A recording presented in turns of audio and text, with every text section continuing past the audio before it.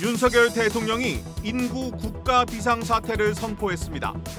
출산율을 끌어올리기 위해 일과 가정의 양립, 육아, 주거 등 3개 분야를 집중 지원하기로 했습니다. 인공지능 랠리 속에 엔비디아가 전 세계에서 가장 가치가 높은 기업이 됐습니다. 마이크로소프트와 애플을 제치고 시가총액 1위 기업에 올랐습니다. 정용진 신세계그룹 회장이 이커머스 계열사 G마켓과 SSG닷컴 대표를 전격 교체했습니다. 실적 부진에 따른 고강도 인적 쇄신이 이어지고 있습니다. 이복현 금융감독원장이 은행들을 향한 강도 높은 비판을 쏟아냈습니다. 100억 원대 횡령 사고가 발생한 우리은행에 본점의 책임을 물을 수 있다고 말했습니다.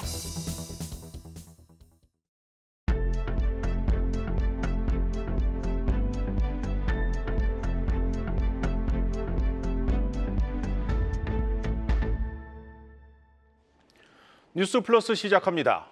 갈수록 떨어지는 출산율에 윤석열 대통령이 오늘 인구 국가 비상사태를 선포했습니다. 당장 돈 걱정 없이 육아에 전념할 수 있도록 육아휴직 급여부터 올리기로 했습니다. 먼저 전민정 기자입니다. 현재 육아휴직을 쓰면 정부로부터 받을 수 있는 돈은 최대 월 150만 원. 지난 2017년 이후 8년째 이 금액인데 같은 기간 정규직 월 평균 임금은 27%나 올랐습니다. 그러다 보니 통상임금 대비 육아휴직 급여의 소득 대체율은 OECD 최하위 수준인 40% 선에 그치고 있습니다.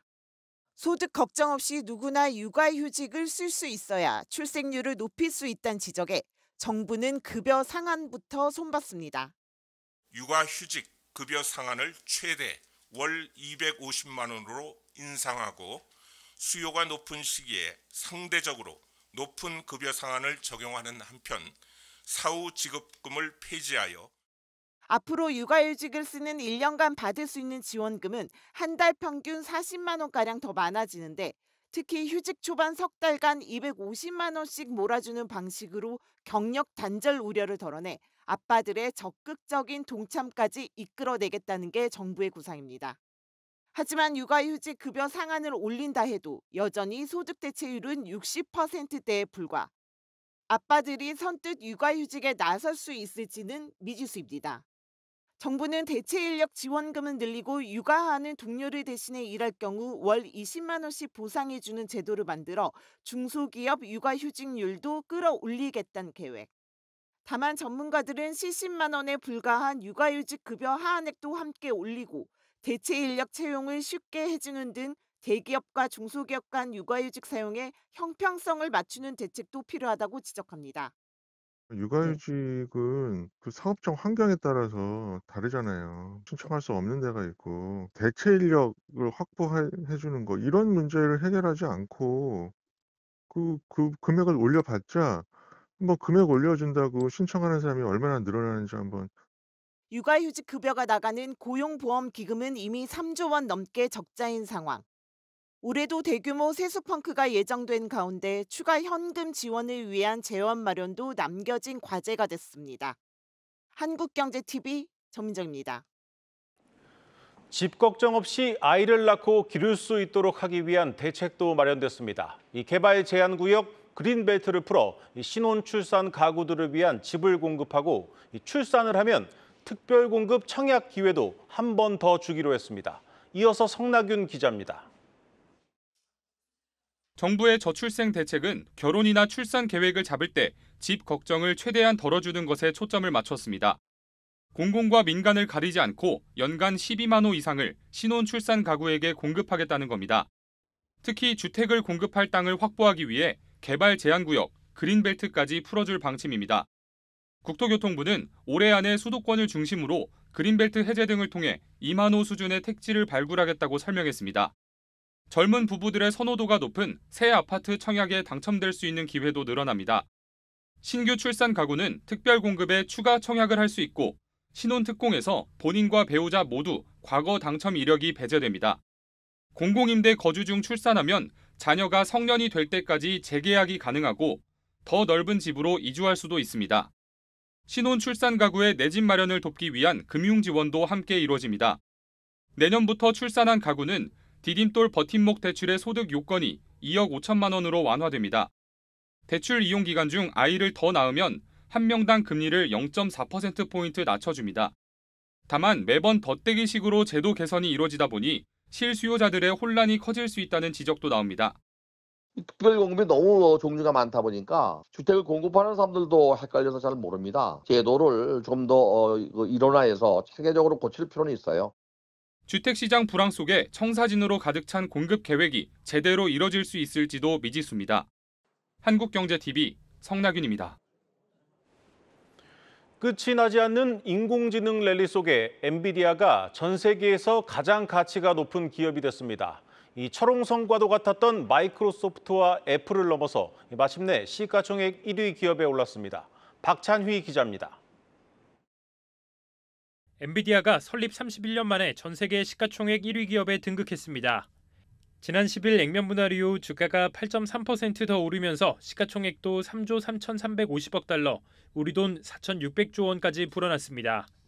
GPU 제조사였던 엔비디아는 지난해부터 이어지고 있는 AI 열풍의 대장주로 꼽혀 주가가 큰 폭으로 올랐습니다. 엔비디아의 주가는 지난 1999년 1월 상장 첫날 종가 대비 불과 25년 만에 무려 3,100배 가까이 폭등했습니다. 월가에선 엔비디아의 목표 주가를 잇따라 상향하는 등 낙관론을 쏟아내고 있습니다. 블룸버그 통신은 엔비디아의 목표 주가로 현재가 대비 47% 높은 200달러를 제시하며 시가총액이 5조 달러에 도달할 수 있다고 전망했습니다. 엔비디아가 시가총액 1위 자리에 장기간 머무를 가능성도 적지 않습니다. 시장을 주도하는 업종이 컴퓨터, 하드웨어, 소프트웨어에 이어 AI로 넘어간 가운데 과거 대장주들의 시가총액 1위 유지 기간이 최소 5년에 달했기 때문입니다. 1964년부터 2023년까지 미국 시가총액 1위 기업들을 살펴보면 PC 제조사 IBM이 21년으로 가장 길었고 마이크로소프트가 5년으로 가장 짧았습니다. 엔비디아가 연말에 시가총액 1위 자리를 지켜낸다면 통계상 최소 5년에서 최대 21년까지 1위 자리를 유지할 수 있다는 겁니다. You know, they certainly are in a business that should have substantial growth. And obviously investors are already accounting for that. 여기에 개별 종목이나 테마의 움직임을 추종해 투자하는 액티브 자금의 유입이 급증할 것으로 관측되는 점도 주가에 긍정적입니다. 미국의 대표 기술주 ETF인 XLK는 오는 21일 리밸런싱을 통해 엔비디아 비중을 기존 5.9%에서 21%로 확대한다고 밝혔는데 이는 100억 달러어치의 엔비디아 주식을 매입한다는 뜻입니다. 한국경제TV 박찬유입니다. 정용진 신세계그룹 회장이 대표적인 이커머스 계열사 G마켓과 SSG닷컴의 대표를 전격 교체했습니다. 이 고강도 인적 쇄신이 이어지고 있는데 이번에는 경쟁력 있는 외부 인사를 영입한 게 눈에 띕니다. 김예원 기자입니다. 신세계그룹이 이커머스 양대 계열사의 수장인 전항일 G마켓 대표와 이인영 SSG닷컴 대표를 동시에 교체했습니다. G마켓을 이끌 새 대표로는 정형권 전 알리바바 코리아 총괄을 영입했고 영업본부장을 맡아온 최훈학 전무를 SSG닷컴의 새 대표로 내정했습니다. G마켓은 2021년 3조 4천억 원을 들여 인수한 이후 지속 적자를 보고 있고 SSG닷컴도 2018년 물적 분할 이후 한 번도 적자를 벗어나지 못하고 있습니다. 격변하는 시장 속에서 이커머스 사업의 전반적인 혁신과 수익성 강화가 필요하다고 보고 경험을 갖춘 외부 전문가와 내부 인사를 선임했습니다. 정용진 회장은 취임 직후인 지난 4월 그룹 위기설의 진앙으로 지목됐던 신세계건설 대표를 경질한 바 있습니다. 이번엔 만성적자에 시달려온 이커머스 사업의 분위기 일신을 위해 인적 쇄신에 나섰다는 분석입니다. 취임 100일을 넘긴 정 회장은 희망퇴직을 통한 경영 효율화와 수시 인사, CJ그룹과의 전략적 협업 등 굵직한 행보를 이어오고 있습니다. 특히 그룹의 가장 큰 위기 요소로 꼽혔던 신세계건설은 신종자본증권 발행을 통해 6,500억 원의 자금을 조달하기로 했고 이달 초엔 1조 원대 쓱닷컴의 풋옵션 갈등을 잠재우며 재무 리스크를 일부 해소했습니다. 급한 불은 껐다지만 신세계그룹의 산적한 과제는 여전히 많습니다. 상장 이후 최저 수준에 머무르고 있는 이마트 주가 부양과 함께 이커머스 사업의 흑자 전환, 오프라인 본업 회복 등이 꼽힙니다. 지난해 주력 계열사인 이마트가 사상 첫 적자를 기록하는 등 그룹 실적은 전반적으로 부진했습니다. 특히 적자의 주 요인이었던 신세계건설의 수익성 확보가 시급한 상황입니다. 이마트는 오프라인 계열사 기능 통합으로 효율화를 꾀야 한다는 계획인데 쿠팡과 알리익스프레스 등 이커머스 공세 속에 본업 경쟁력을 회복할 묘수가 있을지 주목됩니다. 한국경제TV 김예은입니다. 현대차그룹이 한동안 주춤했던 수소 사업 재정비에 나서고 있습니다. 장재훈 현대차 사장이 전 세계 140여 개 수소 기업들의 모임인 수소위원회 공동의장을 맡으면서 주도적으로 글로벌 수소 생태계를 이끌어가겠다는 의지를 밝혔습니다. 다른 한편에서는 전 세계적인 전기차 수요 둔화에 대응하기 위한 발빠른 전략 변화도 감지되고 있습니다. 취재 기자와 자세히 들여다보겠습니다. 산업부 정재홍 기자 나왔습니다. 정 기자, 이 본격적인 이 전기차 시대가 좀 늦어지면서 현대차 전략에도 이미 변화가 시작이 됐죠? 그렇습니다. 최근에 이제 전기차, 그러니까 완성차 기업들의 어떤 풍토라고 해야 할까요? 트렌드라고 본다면은 이제 캐즘이라는 얘기를 많이 하거든요. 그러니까 일시적으로 수요가 둔화됐다 이런 뜻인데 한마디로 전기차 시장에서 과도기를 넘어가고 있잖아요. 뭐 살 사람들은 산 마당에 네. 지금 좀 가격도 비싸고 충전소도 없고 뭐 이런 상황이니까 사실 수요가 좀 침체됐다 이런 분위기가 많이 감지되고 있습니다. 따라서 최근에 현대차를 비롯해서 기아도 실용적인 차, 그러니까 소형 전기 SUV 뭐 이런 중심으로 신차를 발표를 하고 있거든요. 그러니까 다음 주에 이 모습을 좀 확인할 수 있는 대목이 있는데 다음 주에 이제 부산 모터쇼에서 과거에 부산 모빌리티 쇼가 부산에서 열립니다. 네. 원래 이제 세븐이라는 콘셉트로 2년 전에 현대차가 공개했던 아이오닉 7이라는 차가 있었는데 뭐 이름이 아이오닉 9로 바뀐다는 얘기도 있거든요. 네. 어떻게 보면 현대차의 첫 대형 SUV, 전기 SUV로 상징적인 의미가 있는데 이 모델이 저희가 좀 취재를 해보니까 공개가 되지 않는 것으로 좀 확인이 됐습니다. 그러니까 모터쇼인데 사실은 소형 EV들만 좀 전시가 되는 그런 상황이다라고 볼 수 있습니다.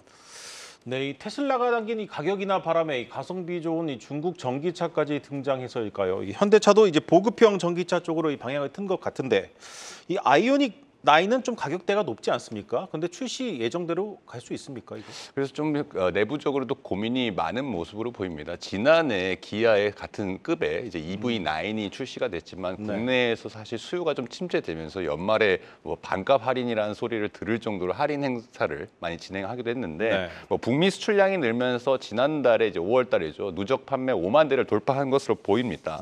뭐 이런 같은 경험이 이제 아이오닉 9에도 같은 비슷한 가격대로 형성될 것이기 때문에 겪지 않으리란 법이 없거든요. 때문에 이런 프리미엄 시장, 그러니까 프리미엄 시장이 먹히는 북미 시장 같은 곳에서 좀 대형 전기 SUV 같은 걸 팔고 뭐 동남아시아나 최근에 또 인도가 각광을 받고 있지 않습니까? 네. 이런 이제 자동차, 그러니까 인도 시장에서는 아직 마이카 시대도 열리지 않았다고 평가를 받거든요. 네. 그러니까 2륜차나 3륜차 같은 것들이 많이 팔리기 때문에 이런 4륜 전기차가 이제서야 성장하는 인도 시장에서 이런 소형 EV로 좀 전략을 해서 중국 업체들과 경쟁을 해서 가격 경쟁력을 확보한다. 이런 투트랙 전략으로 간다고 보시면 될 것 같습니다. 네, 이번엔 이 수소 얘기로 한번 돌아와 보겠습니다. 이 당장 이 전기차 수요 부진에 따른 이 전략 수정 이런 게 더 시급한 상황인데 왜 지금 이 시점에 수소 사업을 재정비하는 겁니까? 그렇습니다. 이제 돌이켜 보면 사실 올해 초에 CES 미국에서 열렸었죠. 뭐 국제 가전 박람회 행사가 있었는데 여기서 현대차가 참가를 해서 뭐 어떤 새로운 전기차 모델을 보여줄까 기대를 많이 했지만 정작 강조한 것은 수소차, 그러니까 수소 모빌리티를 어떻게 이끌어가겠다 이런 정도로 정의선 회장이 강조를 많이 했었습니다. 네. 좀 기자들도 그 부분에서 좀 의아하긴 했었는데요. 왜냐하면 수소차가 지금 전 세계에 지난해 팔린 차가 15,000대가 안 됩니다. 그런데 전체 자동차 판매량이 9천만 대가 넘고 전기차 판매량도 1,500만 대에 달하거든요. 그러니까 여기서 왜 수소를 이제 강조하냐 이건데 수소 에너지를 핵심 키워드로 좀 재정비를 하는 모습은 일단 이서우 기자가 한번 정리를 해봤습니다. 정의선 현대차그룹 회장은 올 초 CES에서 수소 사업에 대한 강한 의지를 드러냈습니다. 저희 때가 아니고 저희 후대를 위해서 준비해놓는 것이 좀 맞다고 생각합니다. 이후 현대차의 수소 사업 재정비는 속도감 있게 진행됩니다. 기존 연료전지 사업이었던 HTWO를 그룹 차원의 수소 브랜드로 새롭게 개편하고 현대모비스의 수소 연료전지 사업을 인수해 수소 밸류체인 확장에 나섰습니다. 장재훈 현대차 사장은 정의선 회장에 이어 글로벌 최고 협의체인 수소위원회의 공동의장을 맡았습니다. 단순 모빌리티를 넘어 수소의 생산, 저장, 유통까지 생태계 전반을 이끌겠다는 로드맵입니다. 전국 45개의 수소 충전소를 운영하고 있는 하이넷에 대한 추가 투자를 통해 충전 인프라 확충에도 나설 것으로 예상됩니다. 현대차는 지난해 하반기 수소 전기 트럭 엑시언트를 북미 최대 운송업체에 대거 공급하는 등 상용 부문에서 속도를 내고 있습니다. 올 10월 가동을 앞둔 미국 조지아주 신공장에는 수소 트럭이 부품과 완성차 등을 운송할 수 있도록 자체 물류 체계도 구축할 예정입니다. 조지아주의 그 사바나 그쪽에 저희가 이제 신공장 건립하는 부분도 있고요. 또 아울러 수소 물류 좀 새로운 시도도 그쪽에서 하는 부분이 있어서 많은 기대하고 있습니다. 엑시언트의 차세대 모델을 빠른 시일 내 출시해 상용 라인업을 늘리고 중장기적으로는 수소 트램, 수소 선박, 수소 항공 모빌리티까지 확대한다는 계획입니다. 한국경제TV 이서입니다. 네, 보시는 것처럼 이제 현대차 그룹의 전략은 이제 수소 전기 승용차에만 국한된 게 아니라 뭐 열차나 나중에 가면 이제 선박이나 이런 전반적으로 에너지 생태계 자체를 키우겠다는 그런 전략입니다.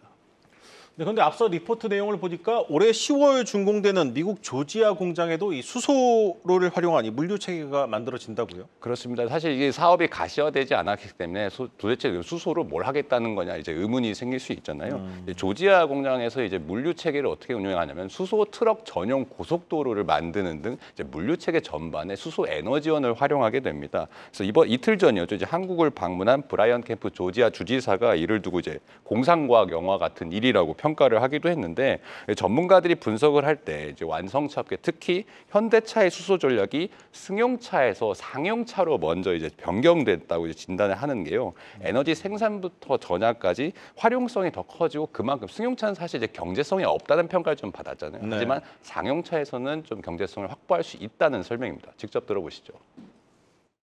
상용으로 돌린 이유는 상용은 큰 차 에너지 밀도가 높은 거예요. 버스를 최소한으로 해서 트레일러나 트램, 기차, 선박 같은 경우에는 타고지에다 충전소만 놓으면 되니까 이런 모델 쪽으로 방향을 좀 돌렸다. 보다 현대차를 포함한 이제 완성차 기업들이 종합 모빌리티 기업으로 탈바꿈하는 게 목표이기 때문에 뭐 이제 항공까지도 한다고 했기 때문에 네. 그럼 앞으로 이 에너지원들을 무엇으로 할 것이냐, 석유로 돌릴 것이냐, 아니면 전기로 돌릴 것이냐 하는 게 문제인데 현대차의 전략은 이것을 수소로 할 것이고 그것을 생태계를 먼저 확보하겠다. 지금 이 목표를 좀 세운 거라고 보시면 됩니다. 네, 잘 들었습니다. 산업부 정재홍 기자였습니다.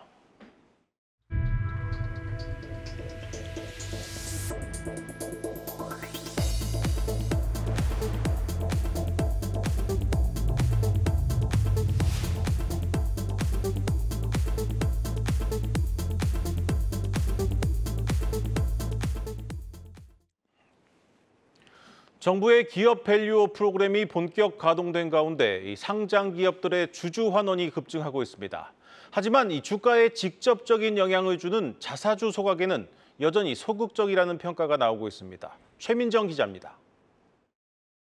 올해 1분기 상장 기업의 배당금은 총 4조 7,201억 원입니다. 21개사가 분기 배당을 실시하면서 분기 배당 기업 수와 배당금 총액은 모두 사상 최대를 기록했습니다. 특히 올해는 밸류업 분위기가 확산된 영향으로 배당금 총액이 5조 원을 육박하는 결과로 이어졌다는 분석입니다. 하지만 한국증권학회장을 맡고 있는 동국대학교 이준석 교수는 진정한 밸류업을 위해선 배당보다 자사주 소각이 보다 효과적이라고 강조합니다. 미국 같은 경우에는 자사주 매입의 의미가 곧 소각의 의미이기 때문에 저희는 자사주 매입과 소각이 지금 구분이 되어 있는 상황입니다. 자사주 매입만 가지고는 이 주주 환원의 의미가 굉장히 퇴색되어 있는 상황입니다. 소각에 방점을 두고 주주 환원에 대한 정책을 좀 추진했으면 좋겠습니다. 밸류업 프로그램의 핵심은 주주 환원을 통해 수익성인 자기자본 이익률을 높이는 것으로 자사주 매입과 소각을 통해 주당 순이익을 높이는 게 가장 빠르다는 설명입니다. 자사주 매입도 고무적인 증가세를 보였지만 시가총액 대비 자사주 매입 비율은 미국이 0.5%에 달하는 반면 한국은 여전히 0.1% 수준에 불과합니다. 규모의 차이를 감안하더라도 국내 상장 기업의 자사주 소각액은 계획까지 포함해도 6조 원 수준으로 1분기에만 무려 247조 원을 소각한 미국 대기업과 비교하면 아직도 갈 길은 멀기만 합니다. 국내 상장사들은 상대적으로 자사주 소각보다는 주주 환원책으로 배당을 택하는데 자사주는 경영권 방어나 자금 확보에 언제든 동원할 수 있고 자사주 소각 시에는 부채 비율 상승으로 이어진다는 점이 부담으로 작용하는 것으로 풀이됩니다. 주주 환원율이 점점 증가하고 있다는 그런 추세적인 측면에서 보면 상당히 긍정적이다. 분위기 자체가 공시하는 쪽으로 바뀌게 되면 아마도 많은 기업들이 공시를 하지 않을까라는 생각입니다. 더불어 이 교수는 일반 주주에게 얼마나 많은 정보를 알리느냐가 밸류업의 또 다른 핵심이라며 개량적인 지표뿐 아니라 지배구조를 비롯한 비개량적 지표도 적극적으로 공시해야 한다고 주문했습니다.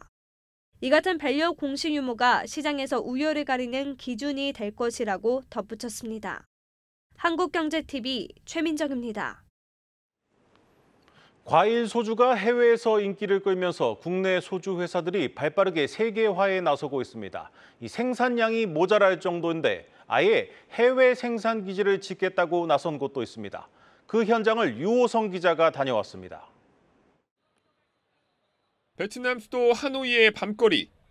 초록색 병에 담긴 한국식 소주가 곳곳에 눈에 띕니다. 가격은 한 병에 7,000원. 베트남 근로자 한 달 평균 임금이 39만 원인 것을 감안하면 상당한 고가지만 여기선 프리미엄 술로 통하다 보니 비싸도 팔립니다. And I also watch a lot of K-dramas, so there is some kind of culture for people to always drink with friends. So I wanted to try too, and then I started to like it eventually. Some of my friends that they're familiar with Korean culture, they also drink with me sometimes. 하노이에서 120km 떨어진 타이빈성 그린아이파크 산업단지. 아직은 흙과 잡초가 무성하지만 내후년이면 8만 2,000제곱미터 규모 토지에 소주 생산 공장이 들어섭니다. 한국 소주가 해외에서 인기를 끌자 국내 소주 1등 하이트진로가 해외 생산기지 구축에 나선 겁니다. 지난 2016년 소주 세계화를 선포한 하이트진로 소주 수출액은 2017년부터 5년간 2.4배 성장했습니다. 8개였던 우선 공략 국가는 현재 17개국으로 늘었고 이를 포함한 총 86개국에 소주 수출이 이루어지고 있습니다. 하이트진로는 2030년 소주 해외 매출 5천억 원을 달성하겠다는 목표를 세웠습니다. 지난해 해외 소주 매출 대비 3.5배, 전체 소주 매출의 34%에 달하는 금액입니다. 저희는 소주 세계화를 조금 더 확장시켜서요. 저희 브랜드를 대중화하겠다라고 말씀드리는 게 2030 비전의 핵심 키워드입니다. 지금보다 판매 매출은 각각 3배 이상 성장을 시켜보겠다고. 하이트진로는 올해 말까지 베트남 공장 인허가와 설계를 마치고 내년 1분기 첫 삽을 뜹니다. 2026년 2분기 공장이 완공되면 여기서 생산된 과일 소주가 전 세계로 뻗어나갈 예정입니다. 한국경제TV 유호성입니다.